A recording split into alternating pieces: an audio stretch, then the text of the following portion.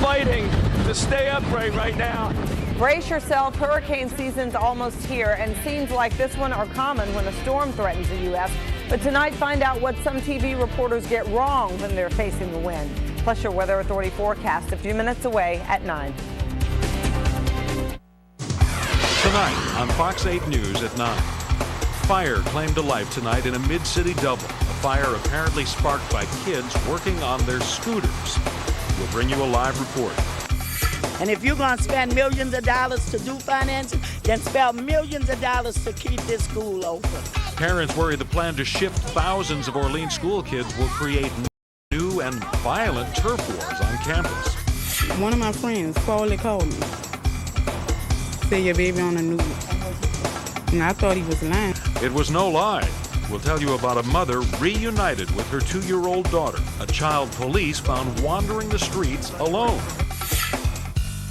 I'm really fighting to stay upright right now. It's become the video cliche of hurricane season. But there's something a lot of those TV reporters are getting very wrong. Tonight we'll blow away some of the biggest myths about hurricanes. I hope all the lines aren't like this, or else I won't make my flight. Yesterday, it might have been lines for Crawfish Monica. Today, visitors found a crowd trying to get out of town. And American Idol voters have kept singer Scott Sabol in the running. Now check out a website taking credit for his big vote totals. Fox 8 News at 9 starts right now. WVUE TV, New Orleans. This is Fox 8, your weather authority. News at 9. Good evening, I'm John Snell. And I'm Nancy Parker. Investigators at the scene of a fatal fire tonight aren't pointing to any of the usual reasons as a suspected cause. Firemen say that it appears the fire in the 4200 block of Dehemicourt was touched off by a couple of boys who were working on their scooters behind the house. First on Fox 8 tonight, Laura Shelton live in Mid-City.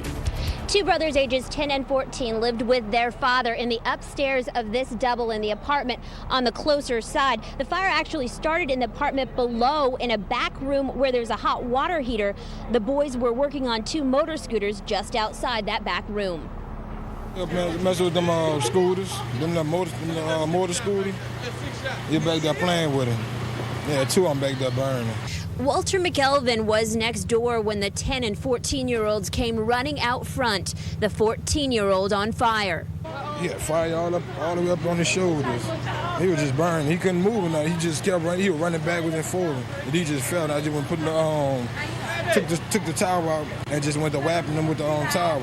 The boy's father was there with them too, doing what he could to help. One kid, the 14-year-old kid, and the father was on the 2nd-story balcony, and the 10-year-old kid came running out to them. He was on fire. The father helped put him out, went back into the building, and no one's seen the father since then.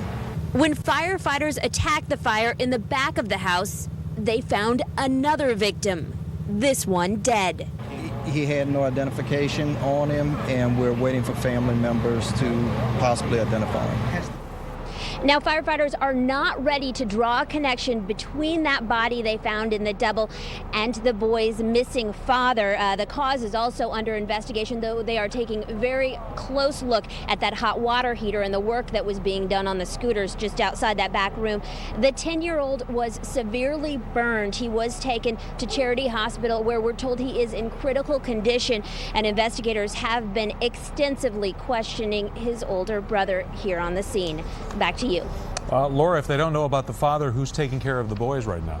That's a big question right now, because apparently the boy's mother passed away sometime pretty recently, and so investigators are right now trying to find family members of these 2 boys. All right, Laura Shelton live tonight.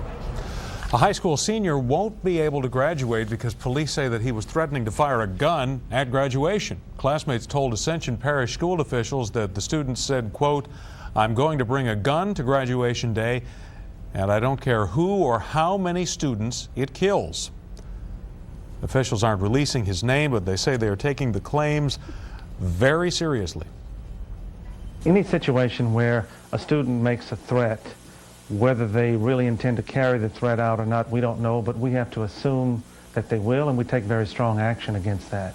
School officials say that the teen has been pulled out of class and won't be allowed to take part in graduation ceremonies next weekend.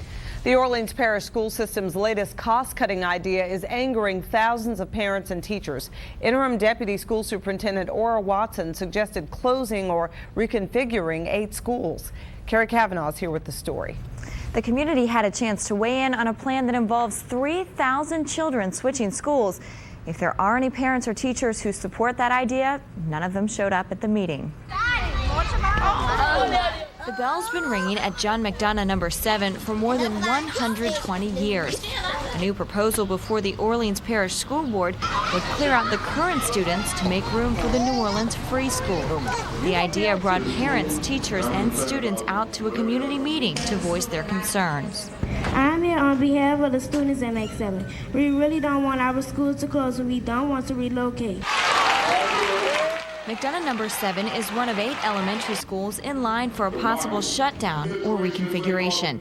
Louis Armstrong, Florence Chester, Helen Edwards, William Frantz, John W. Hoffman, Andrew Jackson, George O. Mundy join John McDonough No. 7 on the list. The proposed changes would displace about 3,000 students. The moves would shave more than $2 million off the school system's $426 million operating budget. It's a start. We've got to save some money now. Whether it's justified to transport, or affect thousands of children in the process, is debatable. School board member Phyllis Landrew listened as dozens of parents and teachers spoke out against the possible school shifts. Hopefully there are other ways, and we'll be looking at all those ways. State Bessie board member Leslie Jacobs brought some alternatives to the table. You have 3 middle schools that you could close and disrupt only 200 students. Jacobs said the board needs to wait until this year's standardized test scores come back before making any decisions. I will not support it at Bessie, and you will need Bessie approval. Aside from academics, parents asked the board to consider the dangerous situations that could be created by mixing 3,000 new students into existing schools. So then you're going to have turf wars because of the conflict. It just doesn't make sense to me why you would do that. Why not send 50 kids to us? While the board decides what, if any, changes to make, students at McDonough No. 7 are hoping they'll have a familiar school to come back to next year. The proposed changes would save the board less than 1% of its budget for next year. The board originally planned to vote on the changes sometime in the next 10 days. Tonight, Phyllis Landrew said it'll definitely take longer than that to gather all the information needed to make a decision. Back to you. Carrie Kavanaugh. The State Education Department is recalling nearly 53,000 high school diplomas. State School Superintendent Cecil Picard says the year on the diplomas reads 2005 CE instead of the traditional AD. CE stands for Common Era, considered more politically correct than AD, Anno Domini, which is Latin for in the year of our Lord. Picard did not approve the change and ordered the diplomas recalled.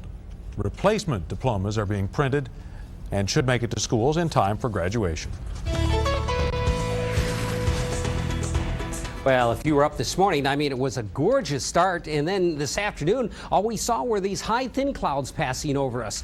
It made for a very picturesque afternoon. In fact, with the sun shining through, it was delightful. Now, as we turn the camera around to watch the sunset, you get a feel how wispy they are. Certainly not the kind of clouds that are going to give us any rain. And we say goodbye to the sun, but look at the clouds, the way they reflect that sunlight. It was a pretty sunset. I hope you enjoyed that. How does it look from up in space? Well, these were the high, thin clouds streaking across us, and here they come. And this little patch is kind of what we saw right at sunset. Then there's a gap, and more clouds will overspread us later on tonight. The only rain that's been with this has stayed up far to our north, not coming southward. In fact, as it goes into drier air, it really has evaporated. Not much there at all. Now, the big weather news today was how chilly it was, because after all, we're in May now. What are we seeing? Temperatures not that far from freezing when you get up into interior Mississippi, but it just feels very good in the morning. Gives you that good first step. You want to get out and do some jogging, or well, maybe not jogging, but you want to get out and about. Notice the South Shore was much warmer than the North Shore with the winds coming across the lake. That was the lake effect. Well, tonight it's still a little there, but the winds have calmed down noticeably. Not much winds out there, so it feels pretty nice. When I return, I'll let you know how long this air is going to stick around in a few minutes. All right, Bob. Mayor Nagin says the Saints are good for the state and he wants them to stay, but he won't use city money to end a stalemate between Governor Blanco and Tom Benson. I think the Saints, benefit the entire state. So I think any solution, there should be some state participation or some region participation. Nagin says the latest deal that Governor Blanco offered the Saints is fair. As a former sports franchise owner, he was a part owner of the old brass hockey team. He says he can offer the governor insight on Benson's position. He says the Saints are a part of the local culture, and to lose the team would be a huge negative, not just for Louisiana, but he says for the NFL as well. It's their best Super Bowl location, they've said such. So they're in the best of both worlds. Leverage one against the other to get the best possible deal. Benson says he's done talking about a new contract until the Saints season is over. That's when the contract allows Benson to buy his way out of New Orleans. A mother is reunited with her little girl hours after police got a report the toddler was wandering city streets all alone. What could a map like this tell you about the suspected Bayou serial killer? I'm Andrew Lucas. We'll tell you coming up. The search is on for an Orleans Parish prison inmate who walked away from his work detail. And find out if a jilted bridegroom will forgive the woman who ran out on him just days before their wedding. Ain't we all messed up? Haven't we all made mistakes? The story's coming up on Fox 8 News at 9. Start your weekday mornings with all the weather information you need to plan your week. And we know that your weekend is just as important to you. That's why you can count on us to bring you the most clear and accurate weekend forecast. When severe weather approaches, you can trust that we'll be tracking the storm and bringing you updates until the threat is over. That's Fox 8, your weather authority. From our meteorologists to reporters to anchors, we bring you complete coverage of severe weather that affects you. Fox 8, your weather authority. John Snell, Nancy Parker, Eric Clemens with sports, and Chief Meteorologist Bob Breck. You're watching Fox 8, your weather authority. News at 9. We know tonight the suspicious death of Kurt Cunningham in Lafourche Parish has a lot in common with the suspected Bayou serial killer case in Houma. Houma police say that one person may be responsible for 5 deaths there. Police believe that the murders of Michael Barnett, Anoka Jones, Paul Lorette, August Watkins, and Datrell Woods are all related. So far, Cunningham's death hasn't been added to that list, but his life shared many similarities with the other 5 victims. Andrew Lucas reports. Well, police say the suspected Bayou serial killer picked drifters who led at-risk lifestyles. Tonight, the family of Kurt Cunningham is asking how much that applies to their loved one. It was weird at first, scary, but this close to home, Luby Pinnell is following the suspected Bayou serial killer case. From Pinnell's quiet porch, he doesn't really remember Kurt Cunningham, even though computer records show Cunningham lived just 2 doors away. The name Kurt Cunningham ring a bell at all? Cunningham. A little bit. The fact Cunningham lived in at least 2 houses in this neighborhood without being noticed fits a profile. His family says Cunningham drifted around. Police say they had arrested him 12 times in the last 5 years. The Lafourche sheriff has not linked Cunningham's death to the suspected Bayou serial killer.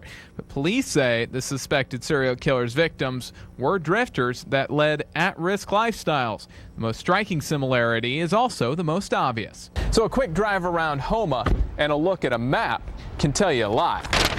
Again, Houma police have linked 5 deaths to the suspected serial killer. This is the last known address of those 5 victims. According to computer records, Cunningham's last address, right there, within a mile of the other 5. The Lafourche sheriff is waiting on a toxicology report before a cause of death is determined.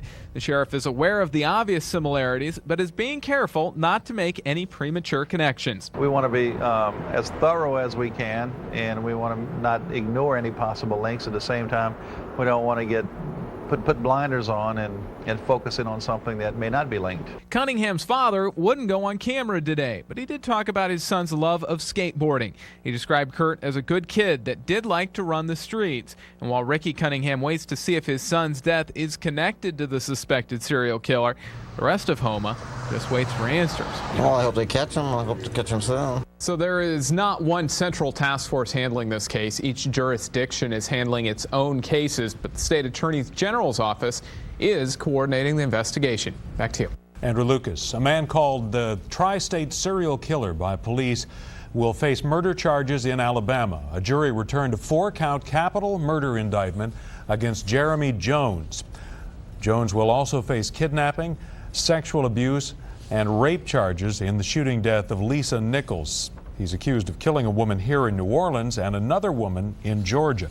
If convicted of capital murder in Alabama, he could be sentenced to death or life in prison without parole.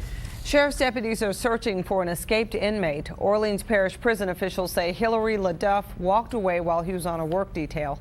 Deputies brought out the K-9 unit to search for LaDuff, who was moving laundry from one building to another when he walked away. LaDuff has had several brushes with the law. In December, he was sentenced to 40 months for public drunkenness and criminal trespass. According to recent census figures, there are 45 million Americans without health care coverage. 900,000 of them in Louisiana, about 20% of the state's population. Patrick Evans has more on what's being done to turn that around in tonight's Health Beat. Well, the numbers are frightening. Nearly a third of all New Orleanians don't have health insurance, and about half of all children in the city who live at or below the poverty line lack health care coverage. So there's a push underway right now to cover the uninsured. And I haven't been taking it 3 times a day. Lisa Veering is just like nearly a third of all New Orleanians. She has medical needs, but no medical insurance. I have high blood pressure, and if your blood pressure is out of control, and you don't have the proper medicine, you die. I was diagnosed with multiple sclerosis. Kurt Hellman is caught in a quandary. He has a job, but without medical benefits. He makes too much money for free or reduced insurance and not enough for expensive coverage. And he can't pay for his medication to treat his multiple sclerosis. People just think this problem is a problem in the poor communities and the minority communities. What I was trying to say is it affects middle-class white Republicans like myself. Hellman's trying to drum up support with others like him to bring awareness to the plight of the uninsured. It's a vicious cycle for many of the uninsured. A lot of them end up here at Charity Hospital to get medical care, but they've overburdened the system, so the state made cuts to it. They also go out to the community to some of these health clinics, but those same cuts impact those clinics. Certainly people have heard about the $680 million Medicare deficit that our budget is facing. State Representative Cheryl Gray says one way to try to stop this uninsured cycle is to encourage more employers to offer health benefits. And people don't feel like they're making choices between, do I have to pay rent today or do I pay for health insurance, which a lot of families are having to do. There are no easy answers, but the dialogue to get affordable health care coverage for everyone has begun. Until then, Lisa Veering can get care through the Daughters of Charity Services of New Orleans. And Kurt Hellman is waiting to see if he'll be approved for free MS medication through the drug maker. Until then, I just got to pray. Now, this is Cover the Uninsured Week. More than 1,000 events are scheduled nationwide, such as health fairs, seminars, and faith-based events for reliable and affordable health care coverage. You can find out more information. You can log on to www.covertheuninsuredweek.org. Back to you. It was only a test, but the kind that tests the patience of the Bush administration. Will tell you how they're reacting to North Korea's missile launch. I never really got too hungry because I just had more things on mind. And teenagers talk about surviving 6 days lost at sea in a little bitty boat.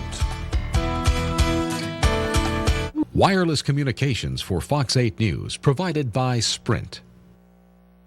A multi-million-dollar settlement is in the works between the city of Boston and the parents of a college student killed during a Red Sox celebration last fall. There's no final figure yet, but Boston Mayor Thomas Menino says that the payment to Victoria Snellgrove's parents will be between $4 million and $7 million. The money will be there, but how we're going to help them get through their Vicky's birthday, Christmas, those special occasions during them. Yeah, that's going to be really tough, and I just wonder how I'd react to a situation like that. 21-year-old Snellgrove was killed when a pepper spray pellet hit her in the eye socket. The district attorney is looking into whether criminal charges should be filed against the officers who fired the weapons. Another day of car bombings in Iraq. 8 Iraqi soldiers were killed in a series of car bombings. The explosions ignited a fire at an apartment building in a shopping district of Baghdad. 6 people died inside. Officials say more than 120 people have died in attacks since Iraq formed a new government last week. Secretary of State Condoleezza Rice says the U.S. will not be intimidated by a nuclear threat. Rice says the U.S. is willing and able to defend itself and its allies against anyone, including North Korea.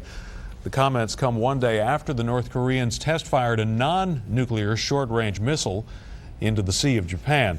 The Bush administration describes the launch as a problem, but not a threat. This weekend, North Korea said it would continue to boycott 6-party talks aimed at getting it to abandon nuclear weapons as long as Bush is president. Police found a little girl wandering down a Central City street all alone. Tonight, you'll hear about a mom who came home from work to a nightmare. And the bigger the hurricane, the harder its wallop, right? Or not? We're blowing away some myths. Still ahead. And you know the heat is coming sooner or later. How long, though, is this nice cool spell going to last? Details just ahead on Fox 8 at 9. The art of interpersonal communication. Your ball! Another diplomatic reason to watch Seinfeld. Tonight at 10 on Fox 8. There are diamond rings, and then there are diamond rings from Jared the Gallery of Jewelry. So? He went to Jared! He went to Jared. He went to Jared. Whatever the occasion, you can count on Jared to make it unforgettable. After all, why settle when you can select? That's Jared's choice. From the classic to the contemporary, you'll find something as unique as she is. That's Jared's style. One look, and everyone will say, he went to Jared. That's Jared. I had a blast at Tyler Academy today. My teachers are really nice, and the playground is so cool. My mom says the High Ridge program is awesome, and I learned lots of stuff there. Lunch and snacks are always so yummy, and there is always something for me to do. I made lots of new friends today. I can't wait to go back to Tyler Academy tomorrow. Sure, tomorrow's not Saturday. My phone saves me money, but not just on phone calls, on all my digital services. See, I just switched to Cox Digital Telephone. So not only do I save big each month on all my local and long-distance calls, but I save even more when I get high-speed internet and digital cable. All from Cox on one simple bill.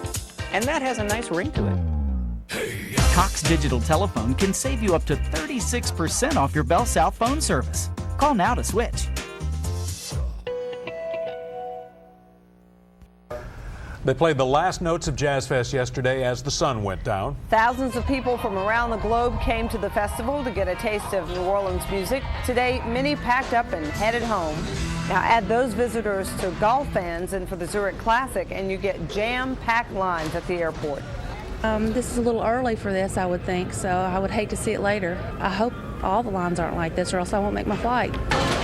The wait to get through security was as long as a half hour for some flights today. And we'll see another busy day at the airport tomorrow when 19,000 more Jazz Fest and Zurich Classic visitors are expected to head out.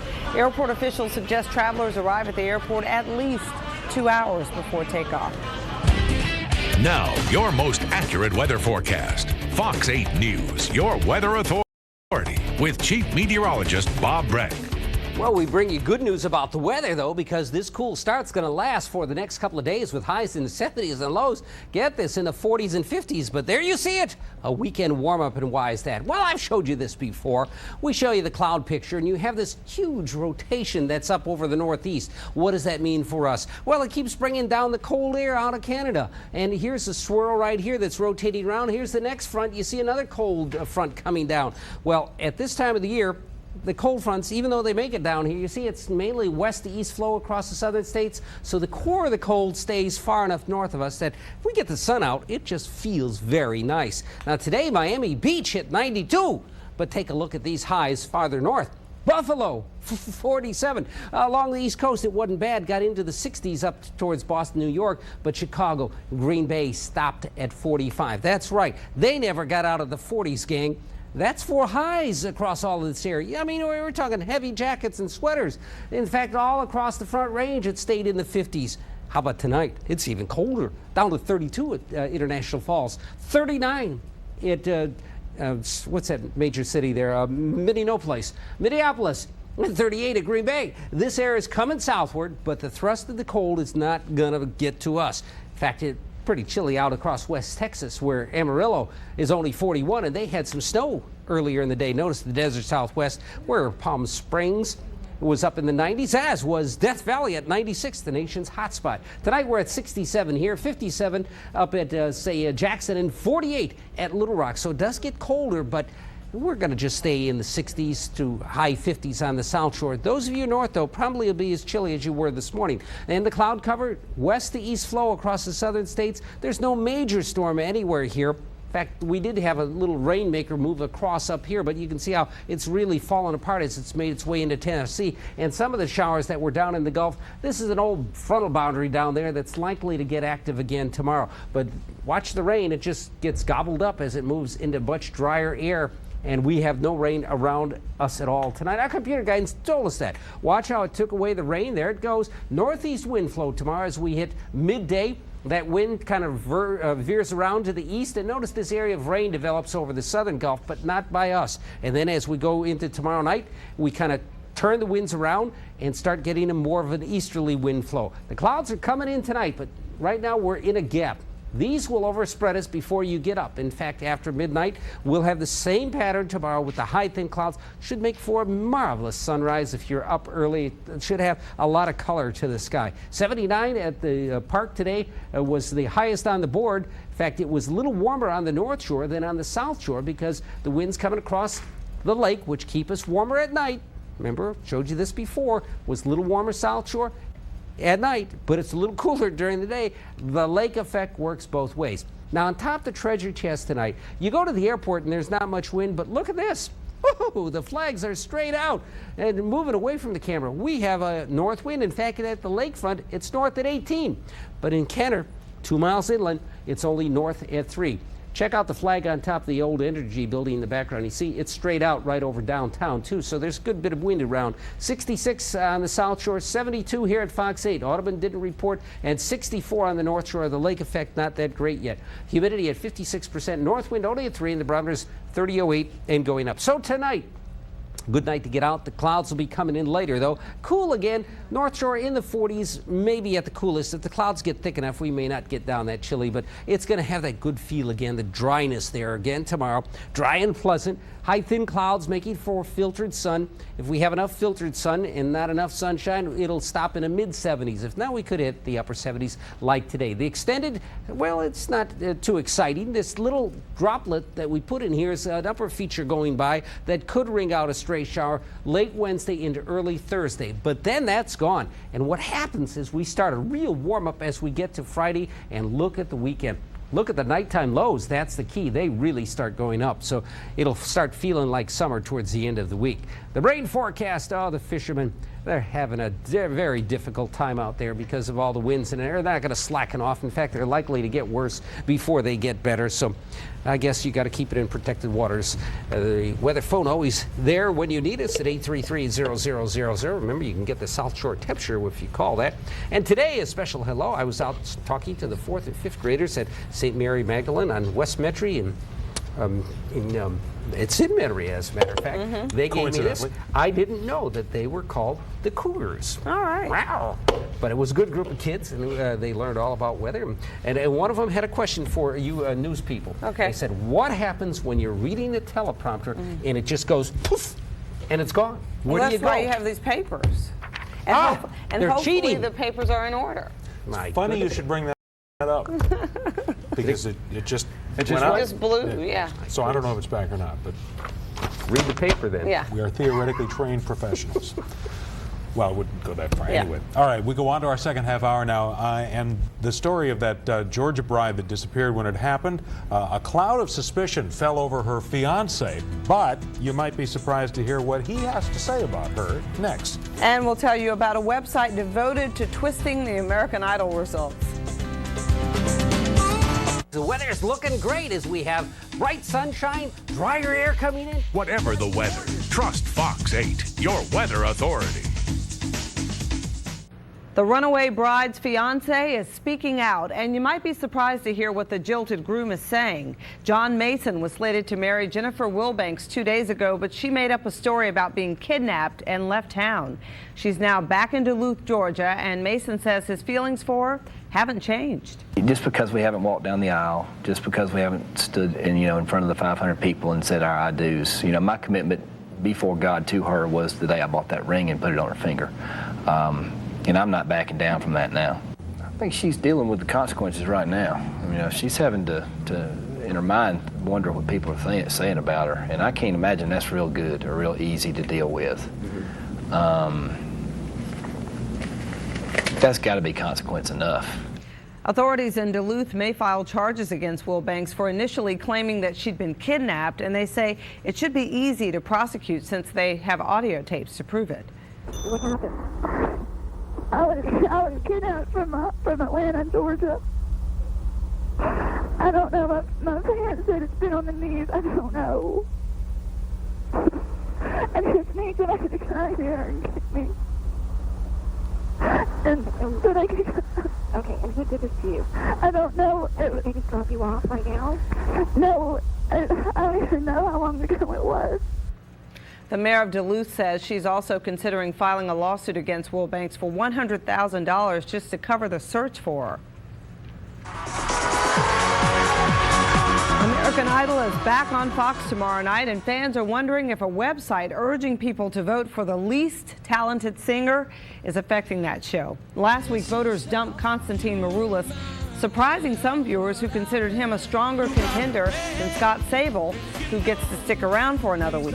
The discovery of a website called votefortheworst.com has Idol fans wondering if it influenced voting. The website's founder says he's poking a little fun at those who are obsessed with the show. The site's attracted 370,000 visitors so far. The old money scam has caught up with somebody else. Just ahead, we'll tell you about another man under arrest for allegedly trying to pass off stolen cash as buried treasure. Plus, why do you evacuate when a hurricane's coming? The full answer might come as a surprise.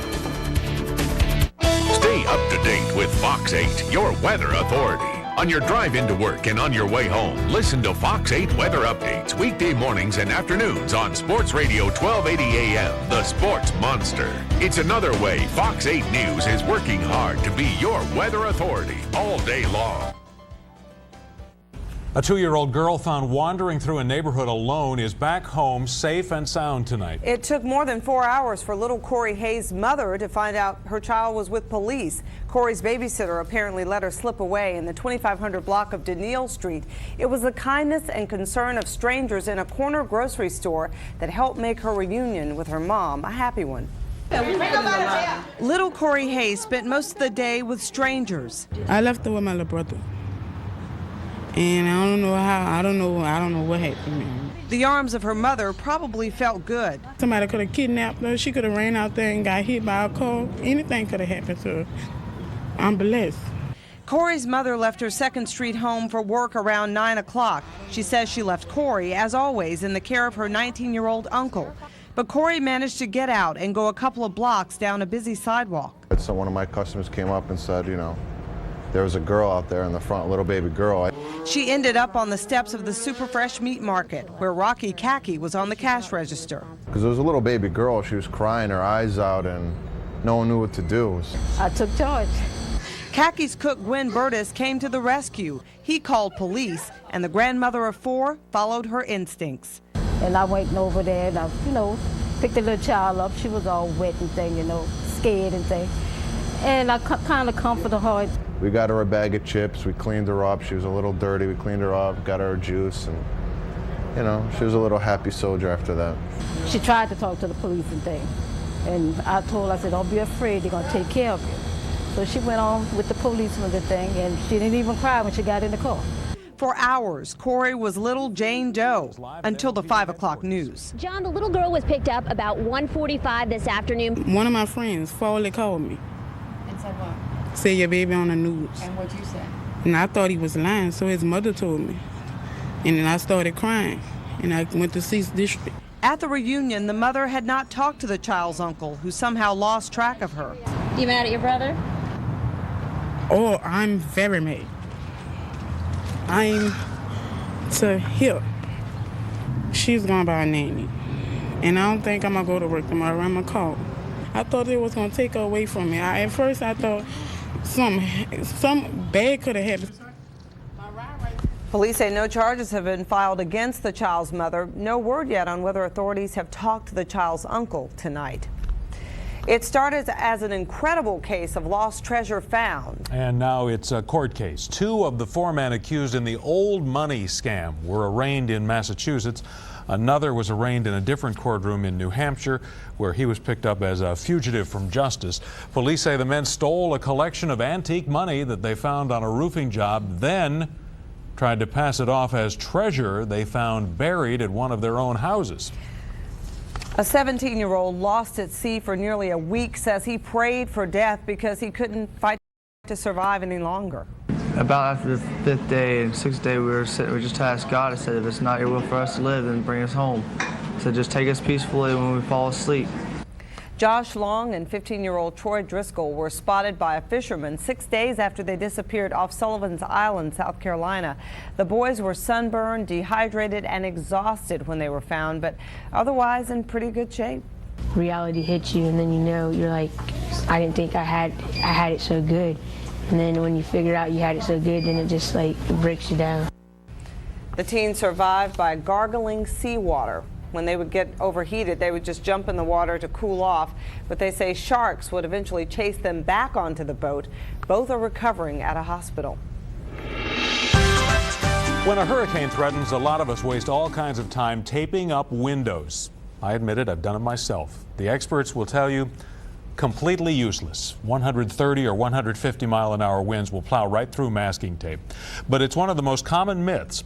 We've put together some of the other misunderstood aspects of the big storms, sort of a hybrid of a list from the National Weather Service and our own 5 top myths about hurricanes. I'm really fighting to stay upright right now. Television reporters are guilty of the first myth. Go. You've seen them standing out in the storm. Most ferocious winds are happening now, an estimated 100 mile an hour plus. Nope, not even close. Myth number 1, you can stand up in hurricane force winds. You go past certain points, it will hurt you. Wind expert Jorge Martinez allowed Houston reporter Chris Sava to strap into a wind tunnel that can produce winds of up to 200 miles an hour. 40 miles per hour is like a windy day on the beach. But at 80 miles an hour, Sava is already having trouble standing up. Remember what I thought 90 miles per hour was like? Well, here's 90. Your face starts distorting. No way could I have reported directly in 90 unless I had cover. And at 110, forget about it. Think about that the next time you hear some reporter claim that he or she is standing up to a hurricane. Not that crazy. Which brings us to myth number 2. The most serious threat is the wind. Well, this is all block walls along here that's all gone. Don't try telling that to John Pinzino. He will tell you about the force of water, storm surge from Hurricane Ivan, that obliterated the ground floor of the condos where he lives in Pensacola Beach. There's no wind damage down there, it's all flood. By no means would we suggest you take for granted the winds, but by far the more serious threat is water. I think a rarity is that people die from the wind. It's more the drowning potential. Our myth number 3, a larger system equals a bigger threat. You know, the giant systems that seem to take up the entire Gulf.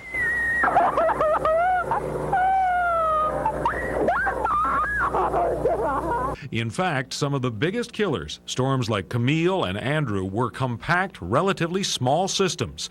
Meteorologist Bob Breck says that's precisely the point. When a storm compacts, it's almost like a skater when it's doing that twirl and it brings the arms in and they go faster and faster and faster. But don't discount the larger systems. Myth number 4, it's just a tropical storm after all. Some of our worst flooding has happened from tropical storms, not from hurricanes. Look what Tropical Storm Allison dumped on us in 2001. There were fish jumping out in the middle of what used to be our street this morning. Or Isidore just a couple years ago. And remember Hurricane Juan in 1985? barely a Category 1. Here in Lafitte, waterfront property is a way of life. In some cases, you can see there's a 2-foot margin for error. So even a supposedly small storm can pack quite a punch. Brad Schwest was 12 when Juan caused days of misery in Lafitte. So if somebody says down in these parts, it's just a Category 1 or it's just a tropical storm. I don't make it was a Category 1 or Category. We know we're going to have water. Here, they learned long ago to get out while you can. Oh, it's crazy. We've been in 2 hours, almost 2.5 hours. New Orleanians will endure the hassle of evacuating for a big Cat 4 or 5 storm. But our final myth, we evacuate only because of the coming threat. If it wasn't for the killer waves or wind, we'd stay home. There's going to be just tremendous destruction. It could be a cesspool of all kinds of foul water that you don't want to come back right away. Bob Breck says a Category 5 could spread misery for days or even weeks. Massive flooding, no power, very little food. They're not just going to walk back in the next day and everything's going to be okay. So weathering a hurricane will be a lot easier if you understand the real danger. Saying the sustained winds right now are 90 miles per hour. And can dispel the myths.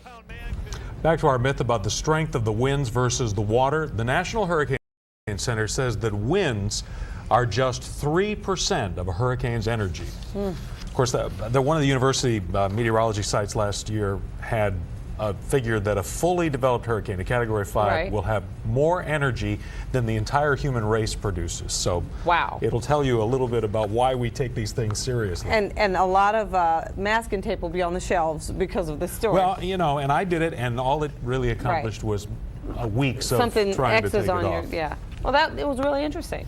I learned a little here and there. All right. Well, one of the most recognizable faces in the Abu Ghraib prison scandal faced a judge today. We'll tell you what Lindy England told a military court. Also, dozens of surfers show up in Tahiti looking to show off their stuff on the giant waves. Florida has a new way of keeping track of sex offenders. Governor Jeb Bush signed what's known as the Jessica Lunsford Act, the toughest in the country. She was the little girl who was kidnapped from her home and killed. Those convicted of molesting children under 12 will now get 25 years to life. If released, the offender would have to wear a global positioning device. The most recognizable face connected to the Abu Ghraib prison scandal pleaded guilty this morning. Private First Class Lindy England says she was following orders when prisoners were abused. A judge has not yet accepted her plea. The state is putting out bids for a van that can handle a wheelchair for Secretary of State Fox McKithen. McKithen was paralyzed in a fall at his home back in February. Aides say they're trading in McKithen's old car so he can carry out his duties. Interest rates are expected to go up again tomorrow. Most economists expect the Federal Reserve to hike interest another quarter point when the Fed governors meet tomorrow.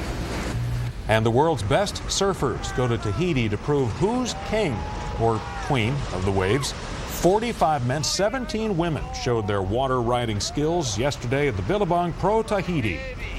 In fact, one of Tahiti's own top wave riders, Raymar van Bastelet, came within an inch of losing his life in one of the wildest surfing near misses that anybody has witnessed. And most of these surfers will be back in Tahiti for a World Championship tour this weekend. You know what? See, Mr. Van Bastelet needs to just get another hobby because I would never go back out there again. I'm just too scary, huh? Wimpy? Because I'm scared of lizards. I'm scared of everything. Well, you know, we talked about hurricanes, and we always talk about that every, Galveston Island, or as you go to Florida, Alabama, every time we have one of these hurricane threats, people who are surfers are out there taking advantage in the hours leading up. Not recommended. And I can't even look at a lizard without this. I keep going back to that. Okay, Bob's got a final check of tonight's forecast coming up, especially the green one. The weather's looking great as we have bright sunshine, drier air coming in. Whatever the weather, trust Fox 8, your weather authority. Eric says he has a plethora of sports tonight. Well, we'll start with some baseball, and we do have a pretty good team here. The Green Wave will face Crosstown rival UNO tomorrow at Zephyr Field, a step away from number one spot in the nation, the number one spot in the nation. Tulane, which has won 19 of its last 22 games, moved from the third spot to number 2 in this week's Baseball America Top 25. Cal State Fullerton is number 1. Texas fell from first to third. LSU, by the way, remained 16th in the rankings this week. Now, the Zephyrs tonight saw plenty of familiar faces in the opposing dugout. The Round Rock Express have 8 former Z's on their roster as the current AAA affiliate of the Houston Astros. The Z's mascots felt it was a good night for dancing earlier tonight. Former LSU standout Ed Yarnall had his good stuff early. He'll make the batter come up empty to end the first. Then he left it up to the offense. Bottom first, 1-0 Z's. Matt Zapicki, batting with 2 on, sends one down into the right field corner for extra bases. By the time they track it down, 2-run score, and Zapicki slides in the third with a 2-run triple, 3-0 New Orleans. Z's got out to a 4-0 lead, but the Round Rock Express tried to mount a comeback. Humberto Quintero jacks one deep off Yarnall. Solo homer makes it 4-1. And look at the scoreboard right now. 8-6 Round Rock, that game in the top of the 9th, so they did come back. No shocker today when Detroit pivot man Ben Wallace collected the NBA's Defensive Player of the Year trophy for the 3rd time in 4 seasons. Wallace joins Dikembe Mutombo as the only players ever to win the award at least 3 times. Big Ben averaged 2.38 block shots per game to go along with 12.2 rebounds, becoming the only player who ranked among the top 5 in both categories this season. Wallace received 339 points in the voting among 125 media members. Bruce Bowen of the Spurs was 2nd. Denver's Marcus Camby finished 3rd. NBA playoffs tonight. The Bulls visiting the Wizards in Game 4 in the East. All Wizards in the first time. Jared Jeffries, posterization. Strong move against Chicago. Later, Larry Hughes in transition as the Bulls turn it over, and the Wizards in total control. Give them a little luck on that one, but still counts for 2. How about Juan Dixon? He had a game-high 35. Washington led by 24 at the break, and even the series at 2 games apiece, winning it 106-99, halting a Bulls' furious comeback. And how about Rockets coach Jeff Van Gundy? He'll pay heavily for complaining about officiating in the playoffs. He charged his center Yao Ming's being watched too closely by officials because of complaints from Dallas Mavericks owner Mark Cuban. For his inference, Van Gundy was fined $100,000 by the league today, the largest ever fine levied against an NBA coach. Wow. That's just for talking. That's a lot for talking. That's just for saying, hey, he didn't punch anybody. He didn't. Nope. But you can infer that the officials are playing favorites, I guess. Not these days. $100,000 drop in the bucket to him. Yeah, don't say a word. Yeah. Don't even say this tease. Just be silent. Go ahead. Because I have to do it. Okay, well, Bob's coming up with a look at your morning drive weather. Fine. No way. You're watching Fox 8, your weather authority.